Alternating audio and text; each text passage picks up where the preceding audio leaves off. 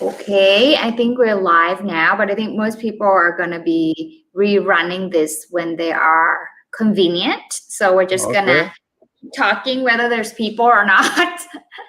Anyway, Good. today I'm here with Jorgen, and he was, how do I introduce you, Jorgen? You were like a world-class skateboarder, snowboarder in the Yeah. 90s, and at your peak of the career, you left everything and went on spiritual journey. Yeah, I turned inward, as you can say, due to lucid dreaming and direct experiences, and located some teachers Okay. See, to, yeah. and is it mainly of Buddhist practice, or is it more various? It's based probably in a timeless experience as human beings in general, though the living traditions who hold these practices and techniques, where I find it, according to what fits with my experience, was the Tibetan tantric system. Okay. Though I looked also into the shamanistic practices, and Native American philosophies. Okay. So that was my kind of platform. We are the Native American spiritual practices, and then via the Samic shamanic tradition and initiations, that directly linked me to the Tibetan Vajrayana system, or the mantra vehicle, so to say. Okay. And that's where things kind of came together and fitted and make sense, so to say, with the inner and the outer landscape. Yeah. Yeah. So you mainly went on your spiritual journey in the East and mainly in Tibet, right?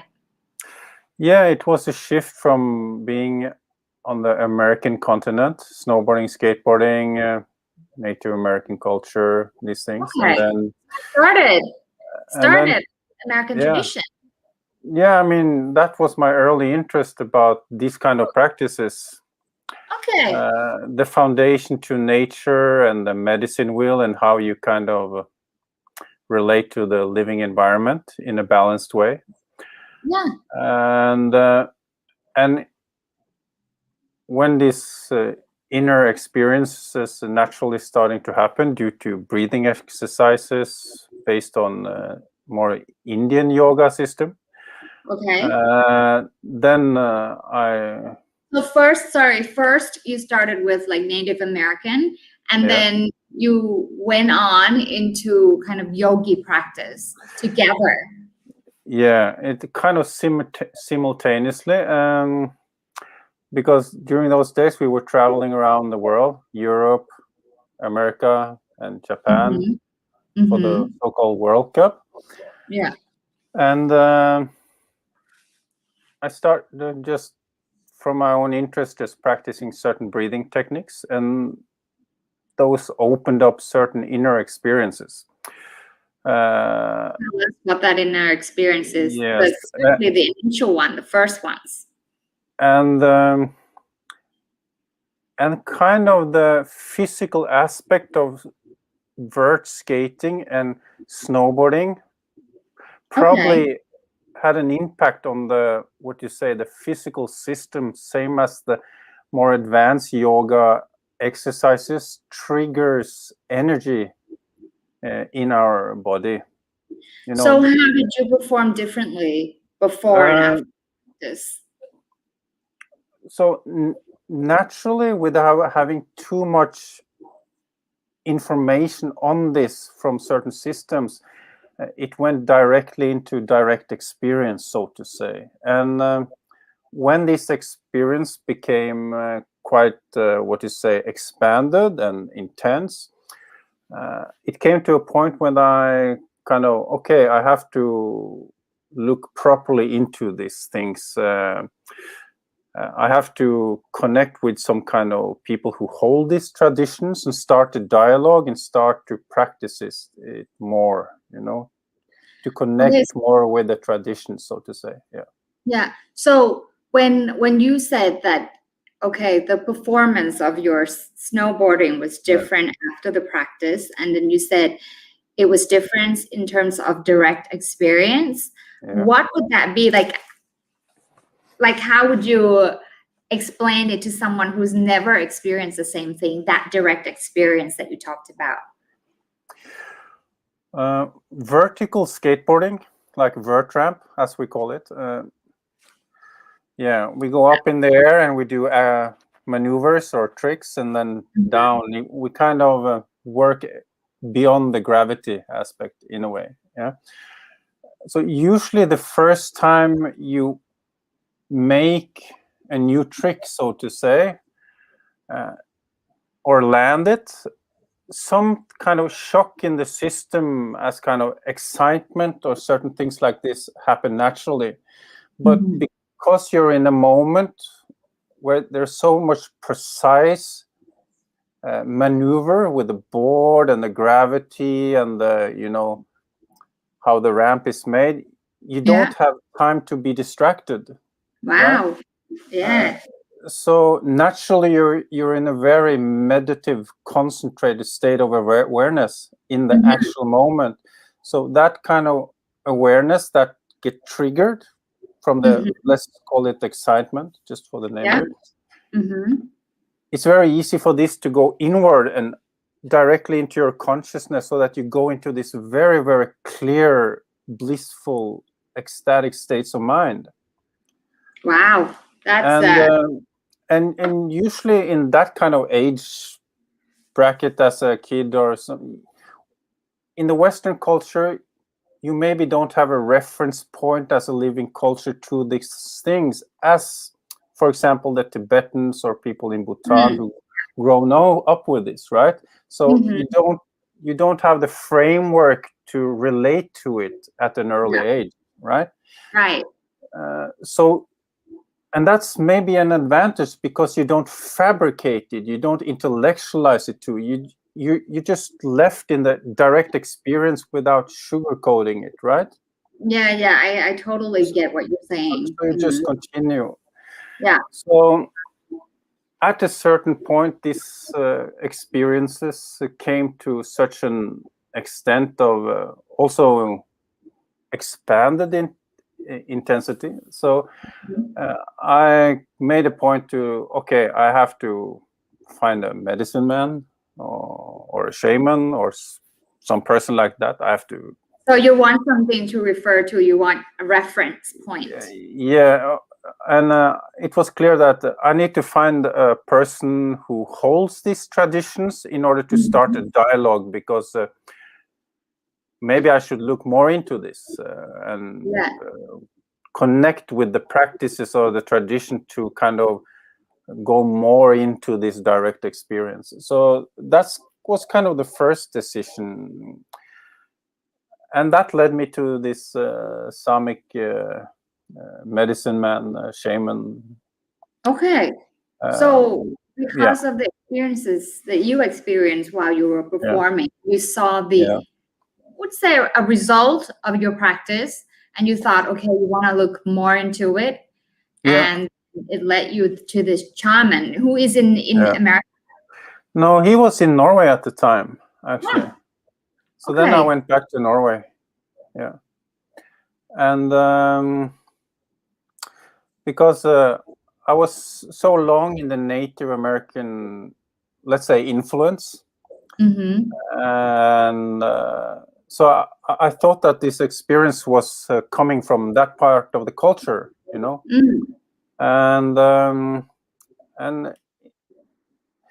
we can come back to that, because there is a link there. But then I, of course, started the dialogue with this guy named Ailo.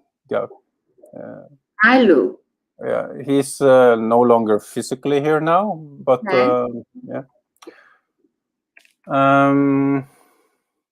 but at the time he was alive and well, and a good sense of humor, but we started the dialogue, and we started some practices that led to some workshops, experience, and eventually initiation, kind of. And then he also kind of, according to what I was sharing with the so-called experience and what was coming up, he kind of, oh, you should look at Milarepa and you should look at Tibet, kind of. And I was Okay, like, so Indian referred you to Tibetan practice.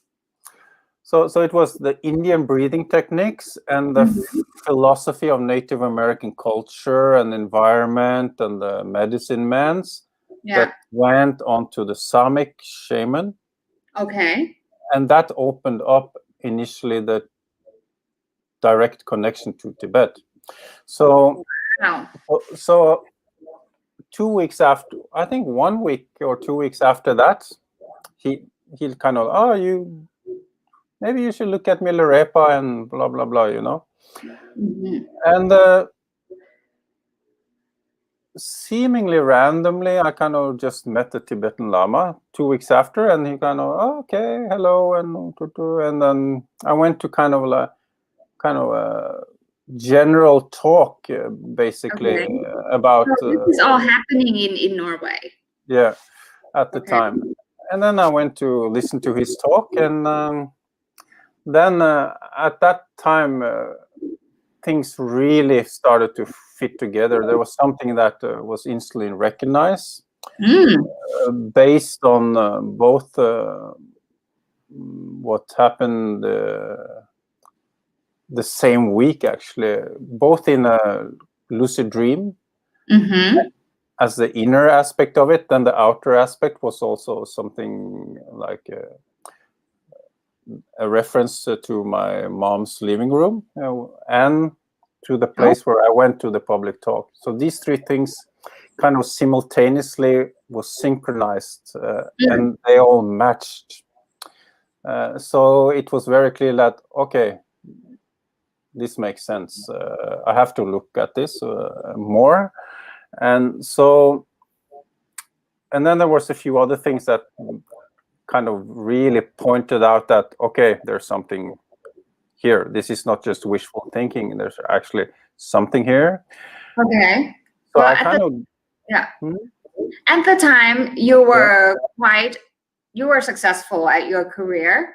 And how did you balance it out, or were there any wish of balancing it out, or you just thought, okay, this is my way, I'm jumping it all in?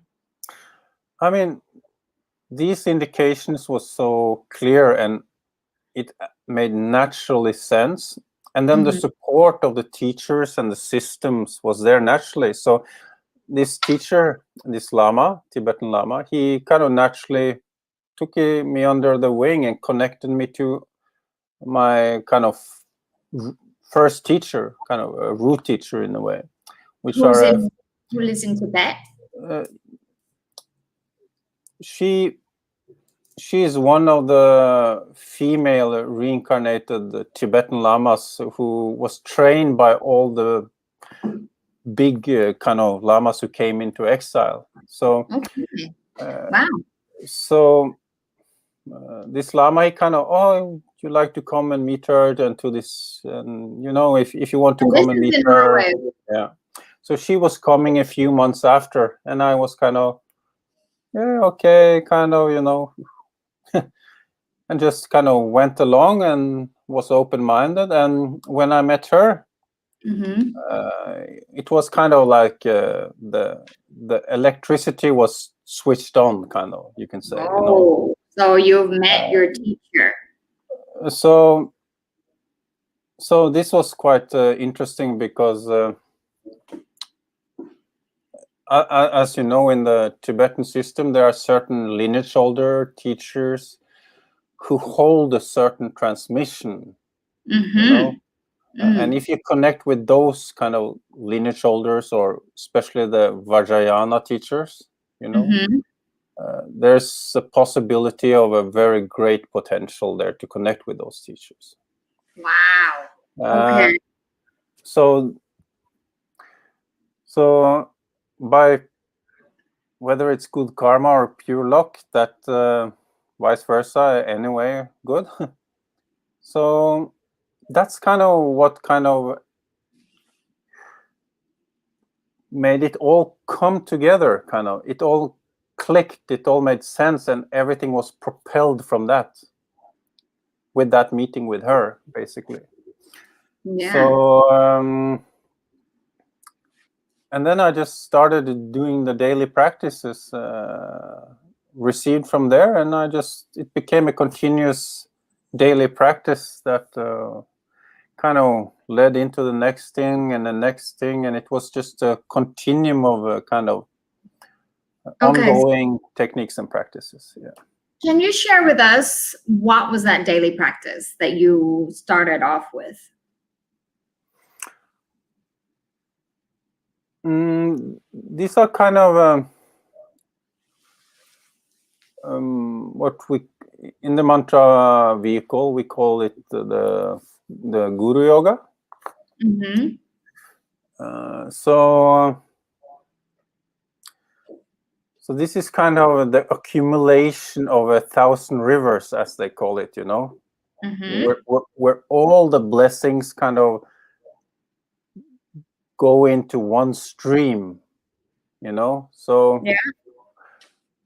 So basically, there is 3 different ways to complete the transmission of the teachings, which are you receive of course the transmission reading of the text, and the explanation of the practice, and then of course the authorization, or what they call empowerment. It's like kind of an initiation. So you authorize to practice a certain practice with the full instructions how to do and so on. And then like tailor-made kind of thing for you, from your teacher. Not necessarily just for me. I mean, apparently that was my kind of, that was the practice that I met with. So apparently that's what was given to me. But there are many different practices according to that. People have different needs, people have different qualities. So according to a person's need, or where the person is on the path, you connect with teachers in different ways and receive different kinds of practices, whether it's you started what is called Nungjo, which are a preparational practice, where you kind of prepare the ground for eventually what concludes in what is called Guru Yoga, this practice. And from there on, it continues if you choose to. It's, of course. So before you even chant and meditate, you have this thing that is called prepare the ground. Yeah. Really? I mean, wow, I've never heard of that. Like, I'm a Thai Buddhist, and this is like new to me. So, of course, you may be then familiar with the 3 baskets or the 3 vehicles, because I think in Thailand you have Hinayana. Yeah, we have Hinayana. And then you have Mahayana, which are more like Japan and a few other South Asians, and also China. But then you have the tantric vehicle called Vajrayana. In Thai we call Vajrayan, which is the same. Vajrayana. Yeah. So in Vajrayana, there's a specific structured way to enter the path and prepare the ground for the practice, right?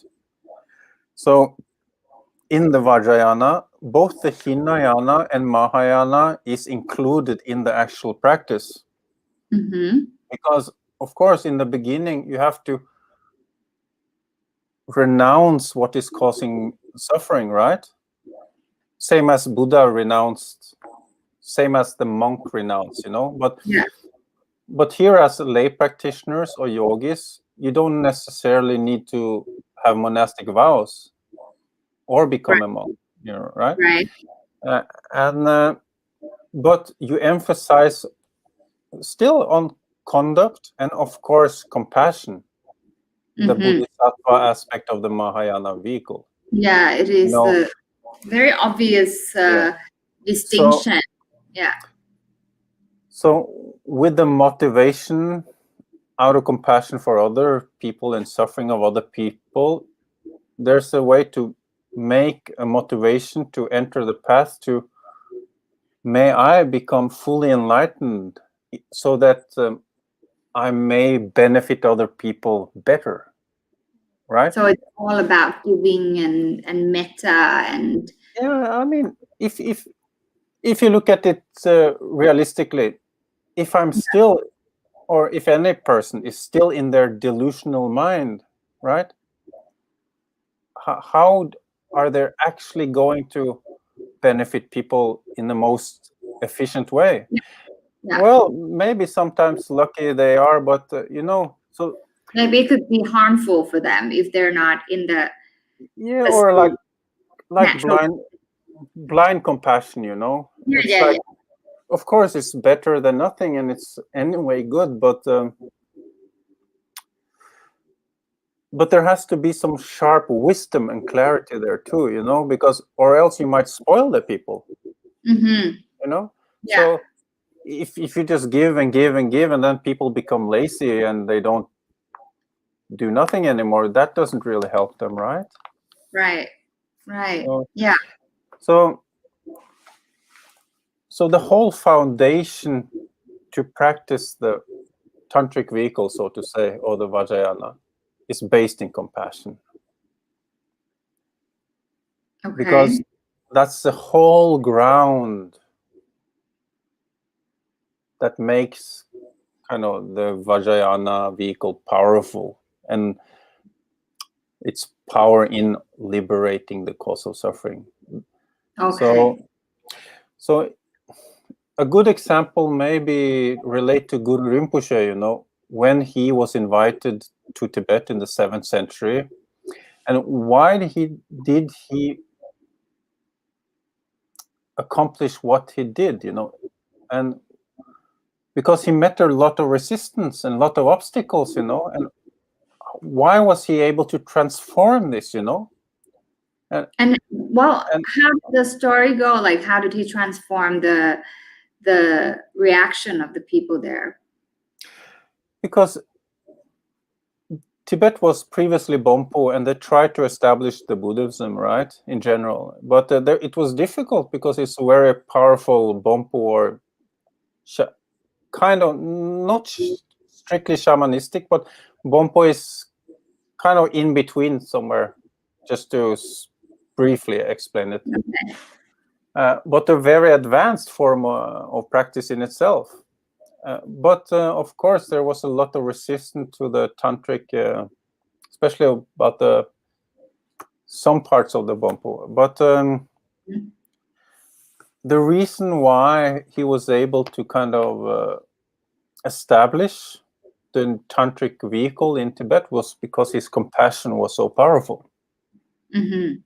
That's the real power in any spiritual practice. So that's eventually the people who tested him or gave him kind of resistance or obstacles, and they went into magical debates and all those things. Eventually, they came to realize, like, wow, we have to do with a great superior being here. Wow, and the power is so compassionate, because what apparently Guru Rinpoche did, according to the Tibetans, was he never kind of cut off and killed off, the old deities and the old practice and these things, He kind of integrates.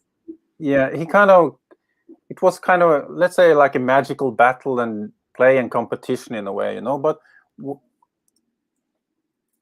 but he kind of transformed it and tamed it, and took it up into the tantric system and gave them honorable and respective role as protector deities and so forth. So it became a harmonious thing, Okay, so from the at least from the 7th century and onwards, at least a few hundred years, things were very harmonious there and good. So, but of course, then some political stuff maybe came into the systems and stuff, but that's another part of the story. Yeah. So we've got the idea of how you, as a Westerner born in Norway, have gotten yourself onto this spiritual journey and eventually ended up in Tibet for what, 20 years back and forth between Tibet and Norway?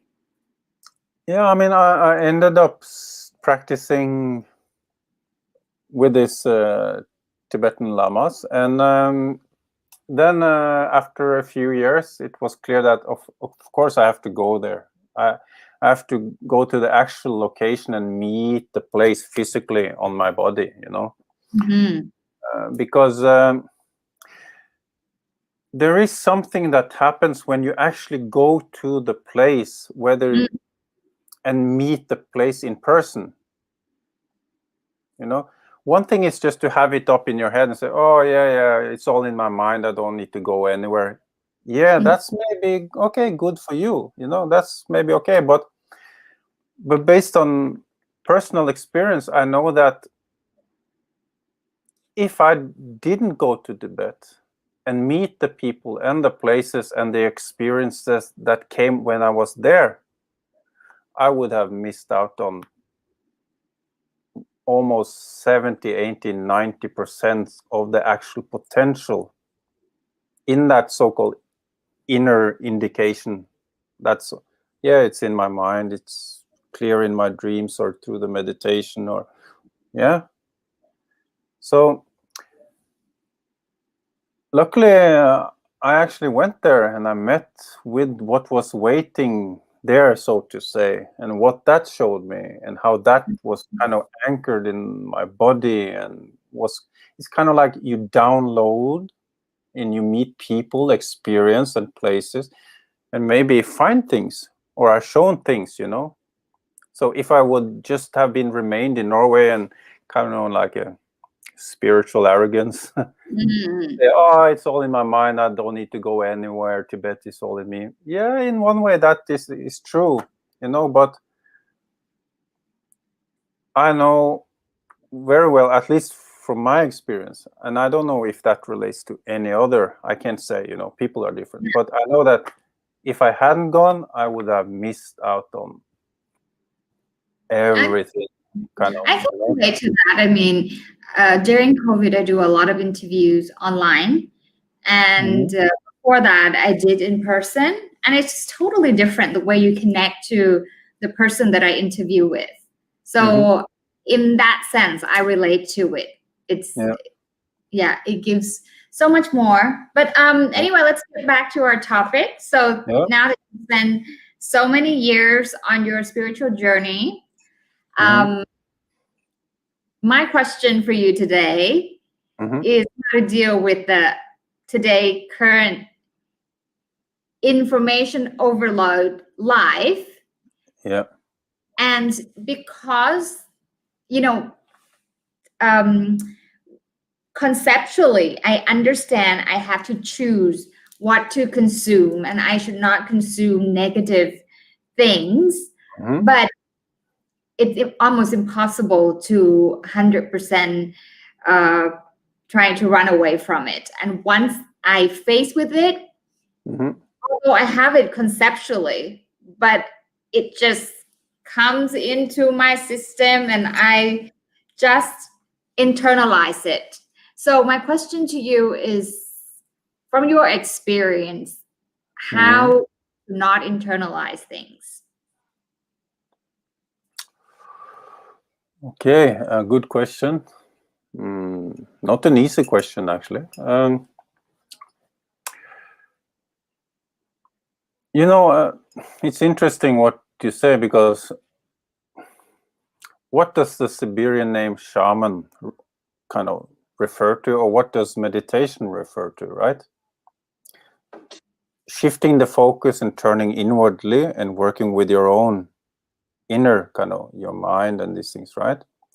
Yeah. So but it's internalized. Yeah. Taking something from out there and turn it in and let it work through your system.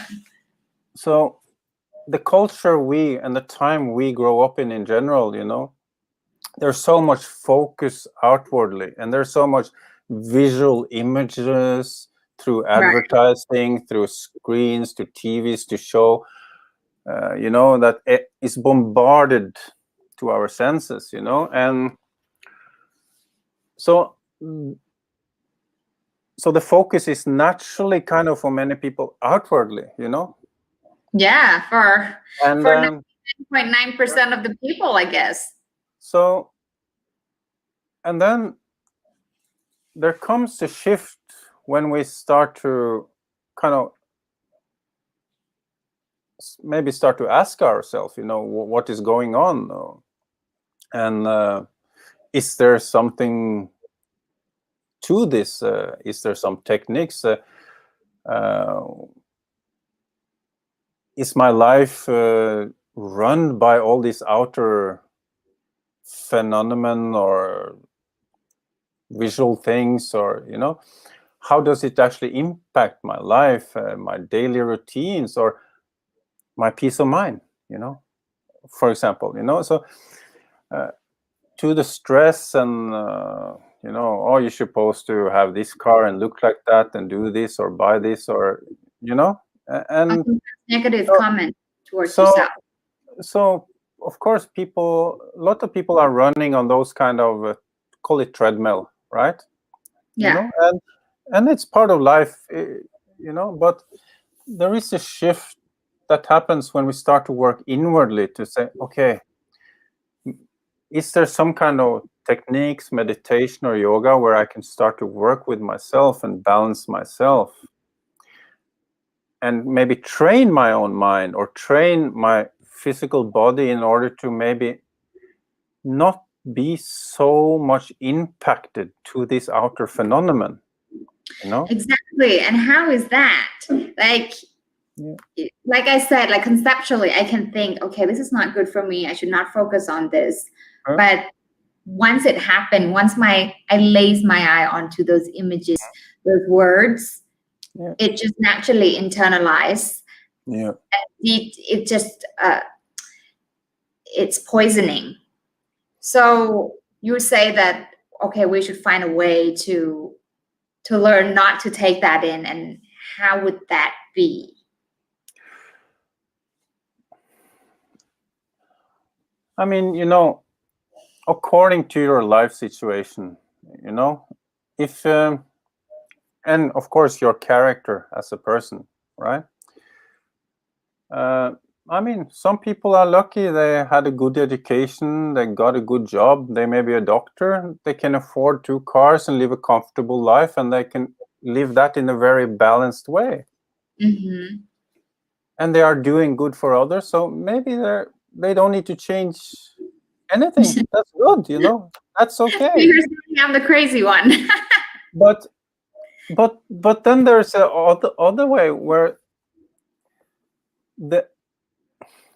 when there's a certain kind of unawareness of being caught into a kind of pattern that starts to govern you.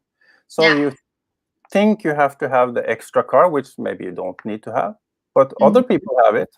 Okay, so I get that extra car, and so for my spouse or my wife, and I have that extra job, and suddenly you have to work 2 jobs just because you think you have to have that, right? Because it's kind of expected from you. Yeah, but see, okay, if we're talking about my life situation, I'm not affected so much by that. Like, I don't want more cars, I don't want stuff. But what I'm most affected is more of the words, the comments that people gave, or the information war that people are fighting who's right and wrong. I think I'm more affected of that rather than the material. So it's kind of thing. I mean, I'm not talking about, of course, I'm not talking about you as an example. I'm talking in general here as an example. But what this basically comes down to, what I'm talking about, those patterns that so-called govern you, that you think you have to have. Yeah. If you turn it inwardly, it goes into the 3 causes of suffering that initially is in your own mind, first of all, which it's visualized when it's painted and illustrated on the wall in the Tibetan monastery as this wheel of life. In the center there, you have the 3 animals. So you have the pig, the snake, and the rooster, which symbolize the 3 root poisons that causes suffering, which has to do with ignorance, greed, attachment, Okay. Ignorant, greed, attachment. And you can take it a little bit further, aversion, and so on, So basically, we're talking about to turn the focus inwardly and recognize how your mind is actually working and how attached are we to the certain things, what is said, opinions, Okay. or what is felt, Mm-hmm. I mean, these are, in a way, it has to do with the senses, and basically the mind poison, the root of the mind poison that is governing this. And we have a chance to turn the focus inwardly and work with our own mind and recognize this and become aware, how is our own mind working and responding to this? So, yeah. I mean, this is, I see how you, okay.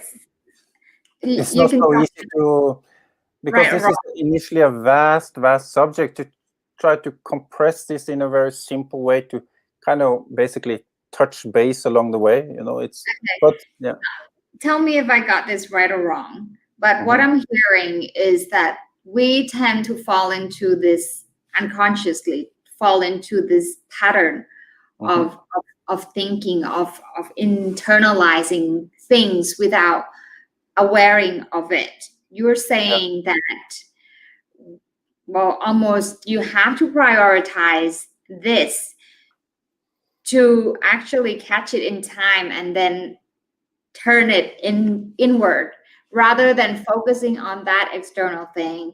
You almost catch your feelings and thoughts time and not going down that path. Okay. So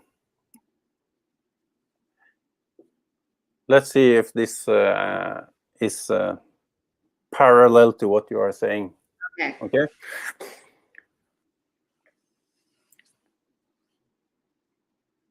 The minds conjure up a lot of thoughts and concept, and eventually you act on it and you follow it and you pick up the phone and you have to call this one, or I forgot to do this and that, or I have to buy this, or and that becomes the basis of how your day becomes, because you act on these things, the thoughts and emotions, Yeah.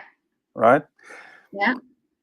And the question is, are you aware of it or not? Because time, no. So then let's just shift it to basic meditation. So as a practitioner of basic meditation, you can rest in the breath. Simple as that, and you learn how to rest in the breath and just observe the thoughts that comes and go. Oh, I should have done that. I should have done, oh, she was beautiful. Oh, I didn't like that person. Oh. And you just train yourself to just observe those things, and they come and go, and just let it go.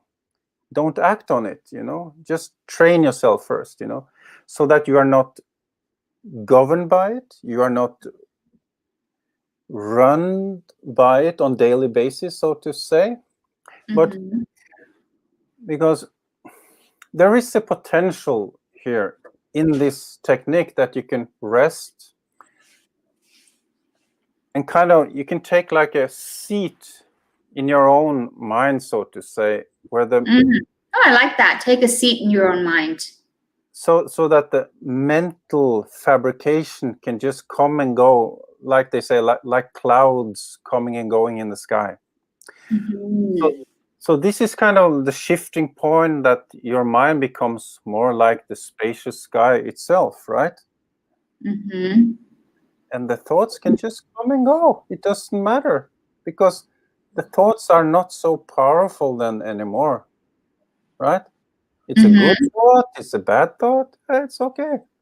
It doesn't matter, because you are no longer a slave to it in the same way, and you get more peace of mind, and you can relax with the thoughts. And the advantage here is that once you rest in that clear awareness, call it that, and present, and some kind of concept or thoughts comes up, and you can recognize it for what there is, and then, for example, that is actually a good thing. If I act on this, that could be a good thing.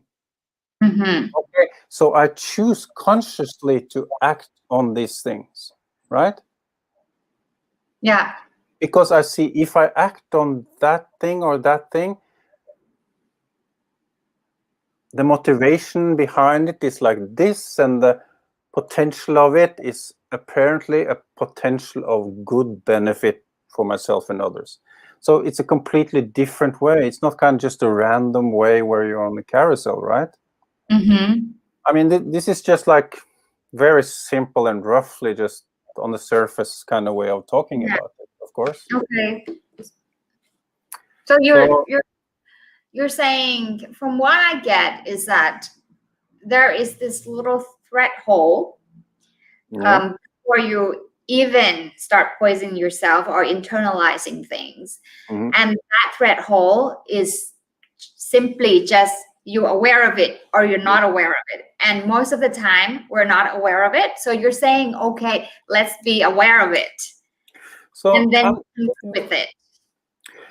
So it's, I mean, basically, yeah. And it's very interesting what happened maybe 10, 15 years back or something,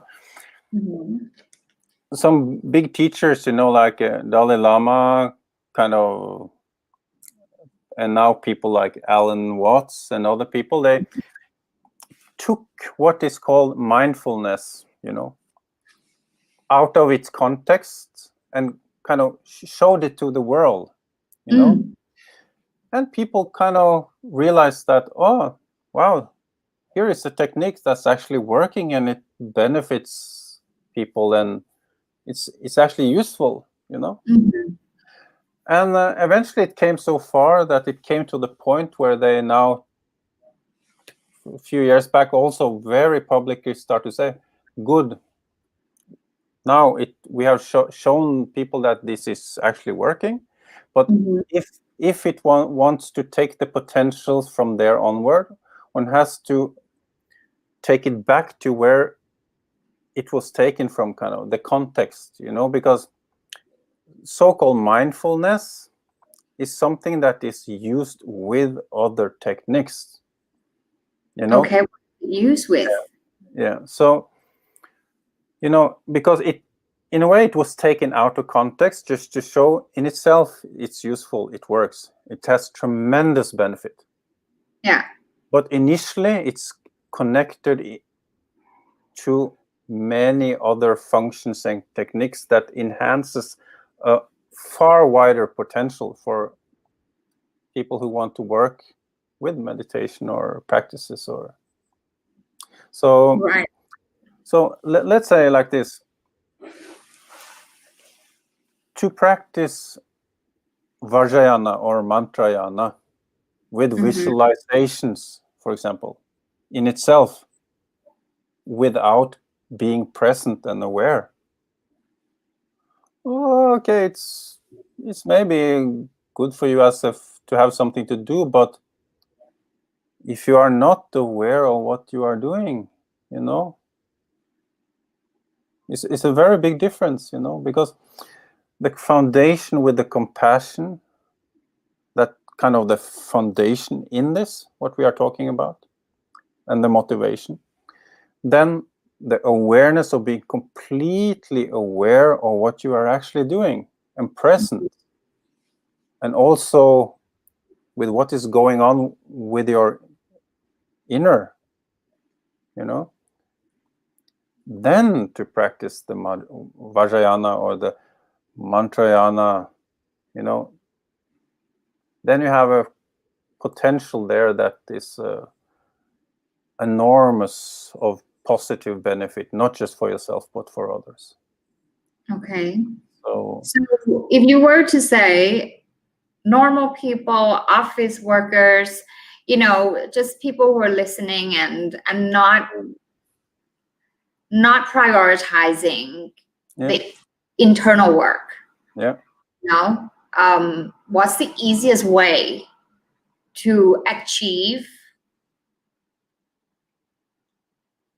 avoiding internalizing things?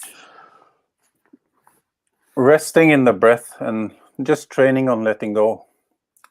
Okay. And simple as that, And of course, you have like shamatha and vipassana retreats and all this. That's, it's a good way to train the mind, Yeah. And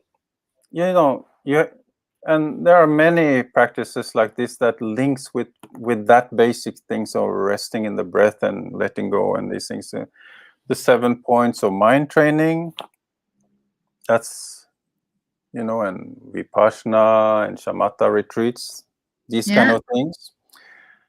So there are many ways to access this and to start to work on yourself. But what we also have to take in mind related to your question here is most people have a very busy schedule in the first place.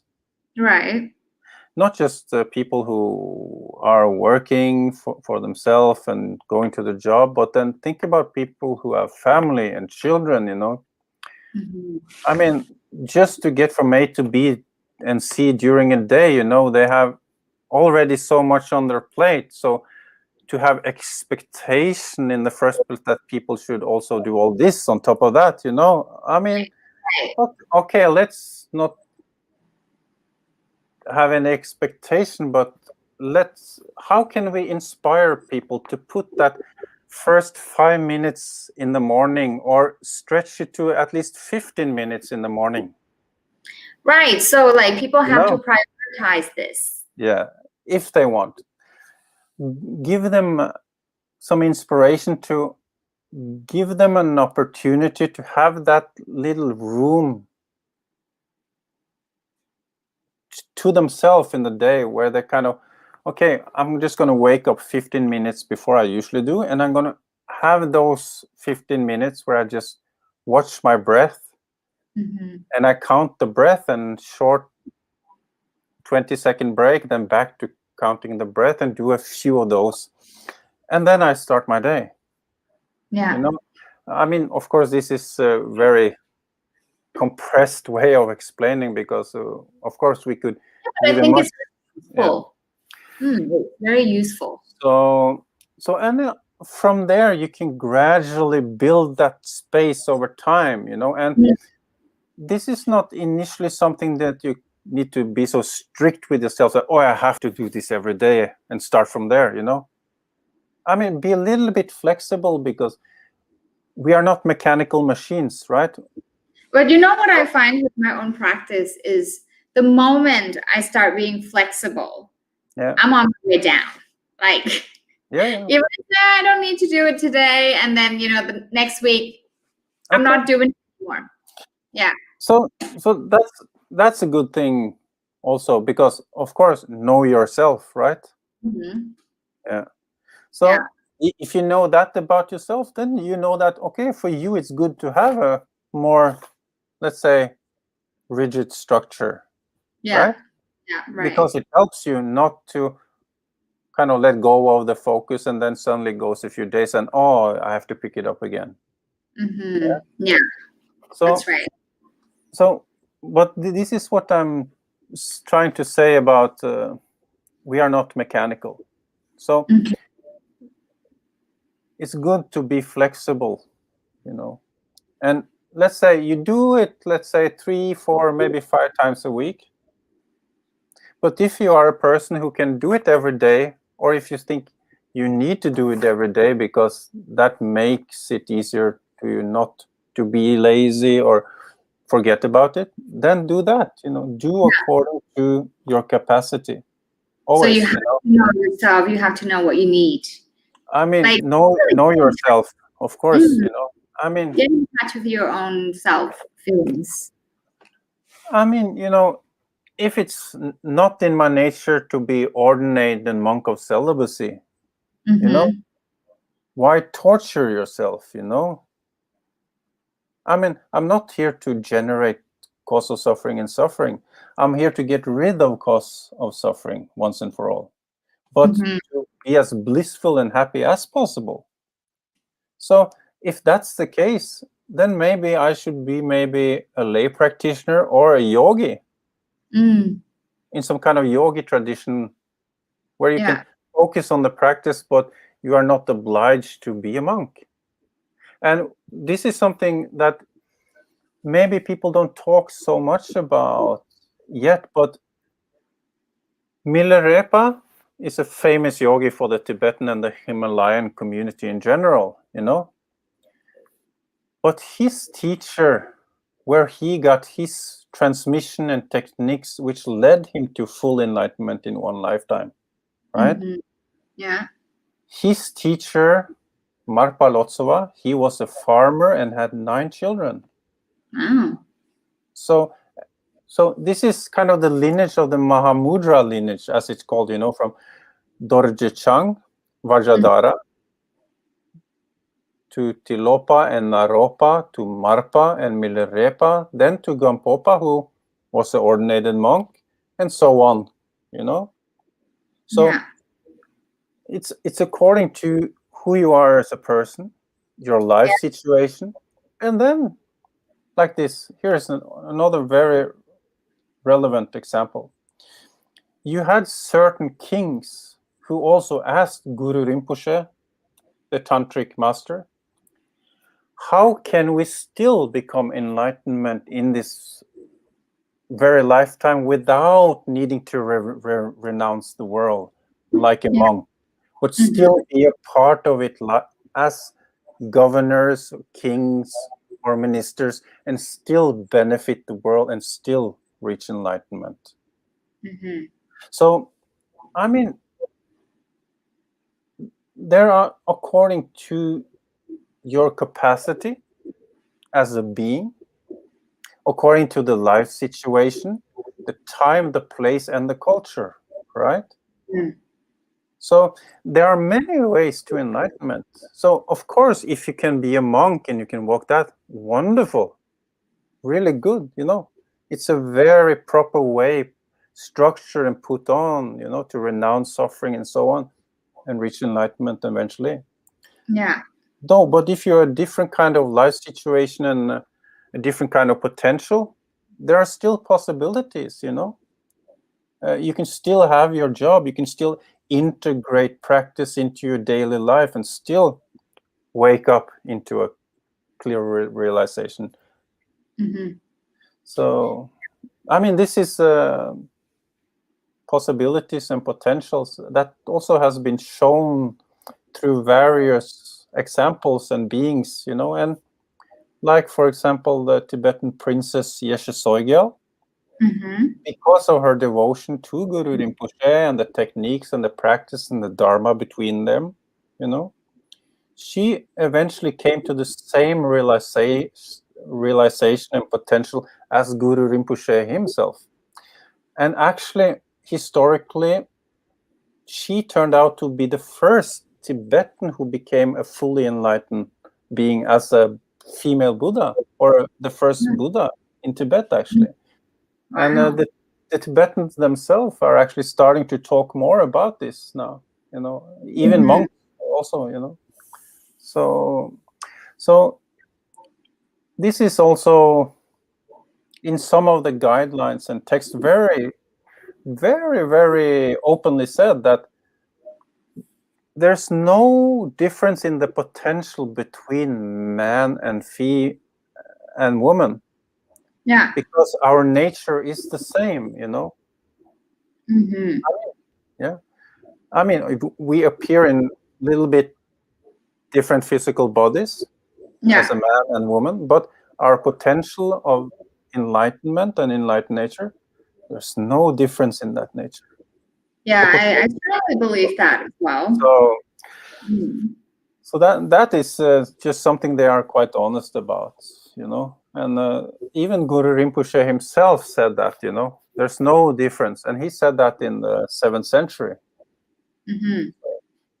Yeah. Well, today talking to you, like one very obvious thing that like you have this frame here with me and that frame here with you, and it's there's something very obvious is that I'm very like I talk fast, I do things fast, I would, do things fast, but you always have space between things, between your answers, between you just have more space, and I think that comes from the practice. Yeah, maybe, though.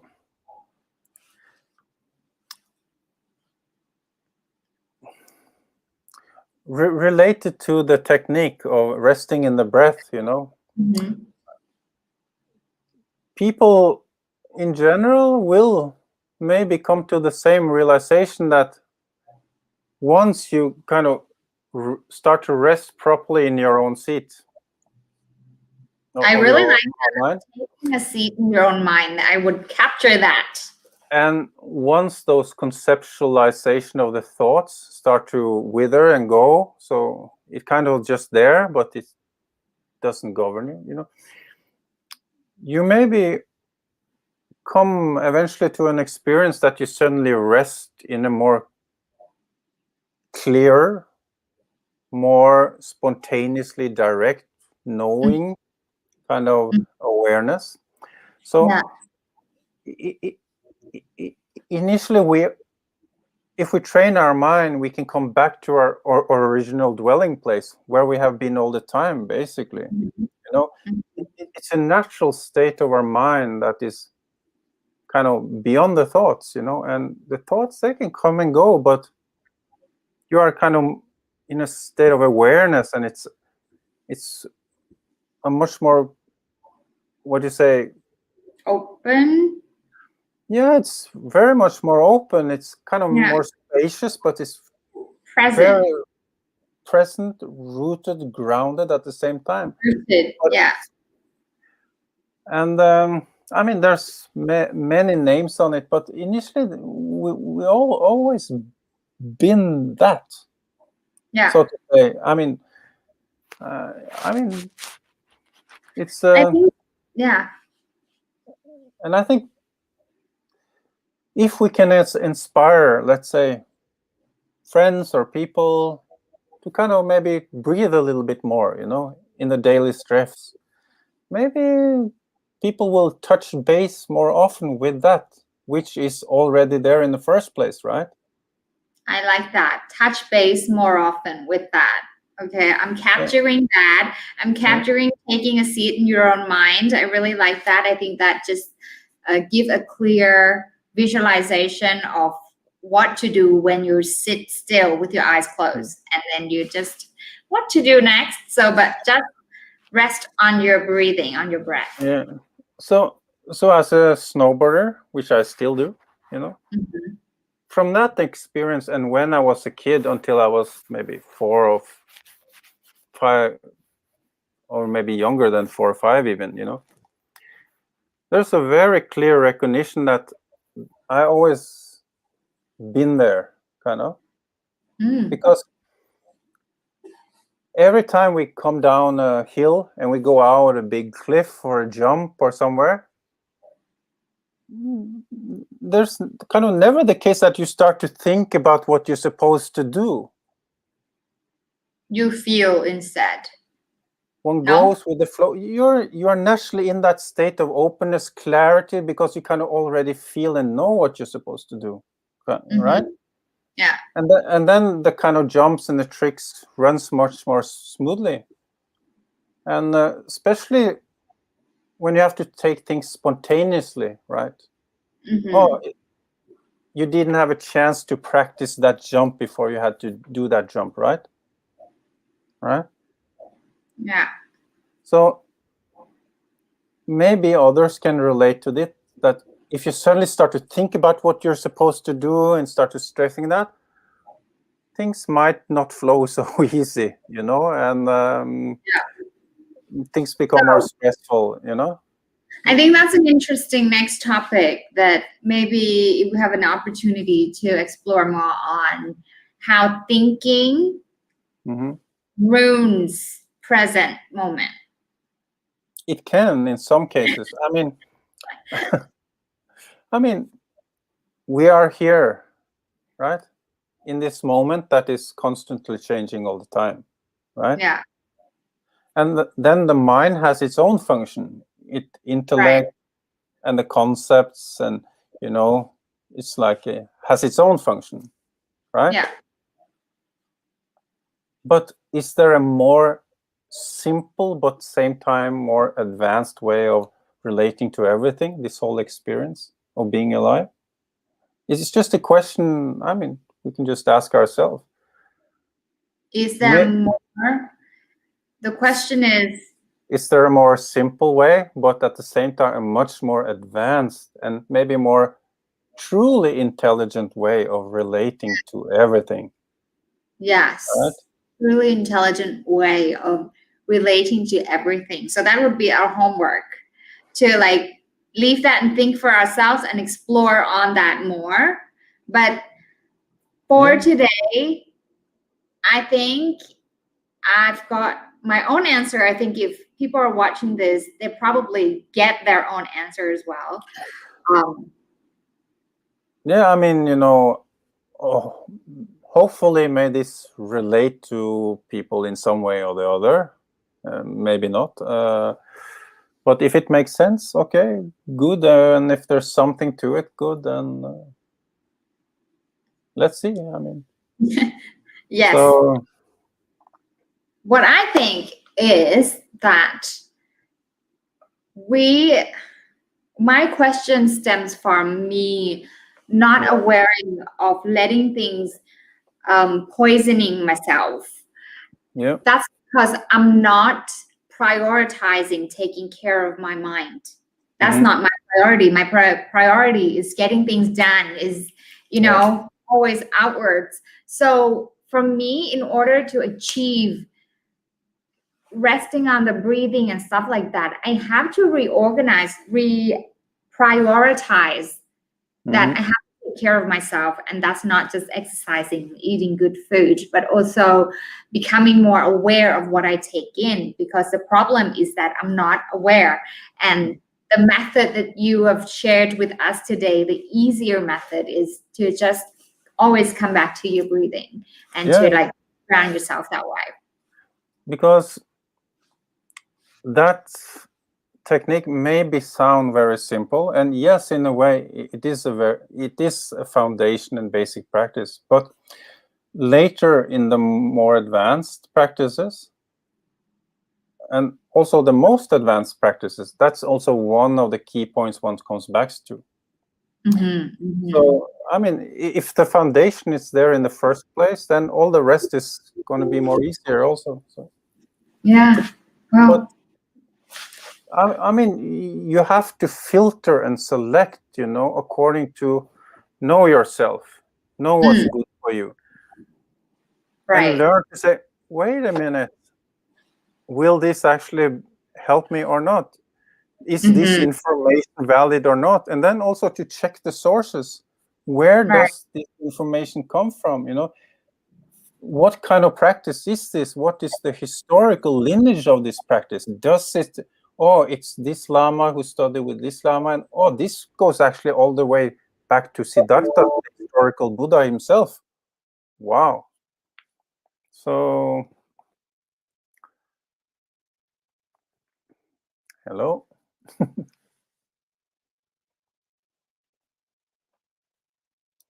So basically what I said was also check the source information and validate where it's from.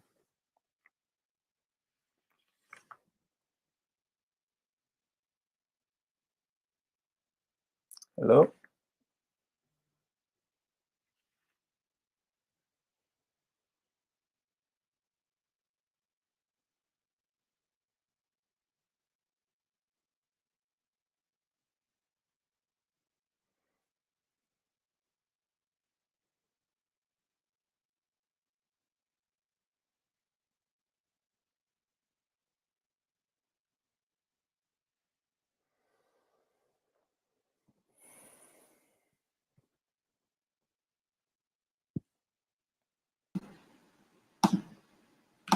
Okay, I'm back. I'm sorry. I ran out of battery.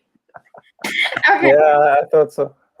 So that was a very, I think that was practical enough for me. I mean, I need something practical. I need something like, what can I do? I need a tool.